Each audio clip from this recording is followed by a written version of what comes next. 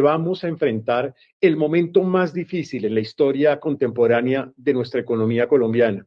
y que como nunca antes necesitaremos muchísimo de audacia, de carácter, de experiencia, de trabajo en equipo y de respaldo político para enfrentar esta realidad. Y lo digo como lo decía el expresidente Uribe, porque tenemos una triple coincidencia. Por un lado, un crecimiento potencial que se ha disminuido, fruto de haber desvirtuado la importancia y el papel del sector privado en ese crecimiento económico. Dos, una destrucción fiscal profunda con ingresos bajos, gastos excesivos, incertidumbre que eleva los costos de financiamiento, caja cayendo al 90%, reservas presupuestales multiplicadas por dos y máximos históricos en deuda pública y déficit fiscal. Y finalmente, enormes necesidades en materia de salud, en materia de seguridad, en materia de vivienda, en materia de educación, que van a requerir recursos adicionales en ese escenario fiscal y de crecimiento tan apretado.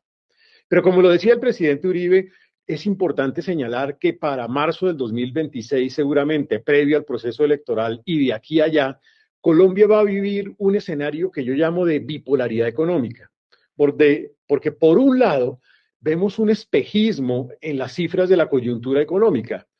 tasas de crecimiento del PIB que van a estar en este año cercanas al 3%, eventualmente en el mes de marzo del 2026, un indicador de seguimiento de la actividad económica que mostrará una tasa de crecimiento del 5% o más. Pero es un crecimiento, y ahí es donde hay que hacerle doble clic a las cifras, es un crecimiento soportado en un desmadre fiscal, en un descuido fiscal, en un exceso de derroche en burocracia.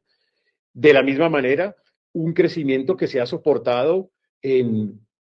un buen comportamiento del sector agropecuario, no como resultado de una política pública, sino como resultado de mayor valor agregado que disminuyó los costos de los insumos agropecuarios durante un par de años y obviamente mostró un mejor resultado, pero no por una política que motive el crecimiento de ese sector agropecuario.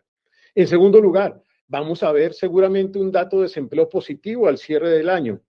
Algunos señalan que puede llegar a ser el mejor en 25 o 30 años. Pero si usted le hace doble clic a la cifra, encuentra que es un empleo mejorado por precarización, por informalidad, por burocracia estatal que crece desbordadamente, por migración de colombianos al exterior porque no encuentran oportunidades y por un cambio en el mercado laboral, al punto incluso que esa tasa de desempleo es de las más bajas, de las más malas en América Latina. Vamos a ver seguramente una tasa de pobreza que va a ser buena en los últimos 7 a 10 años, pero una tasa de pobreza y de equidad que mejora por el buen comportamiento o reciente comportamiento en materia de precios y de crecimiento, pero no por las transferencias. Las transferencias no están mejorando ni la equidad ni la pobreza extrema, de tal manera que no está resultando esa política pública. La inflación desacelerándose, pero menos rápidamente, fruto de la realidad fiscal, y por eso la ralentización en la disminución de tasas de interés.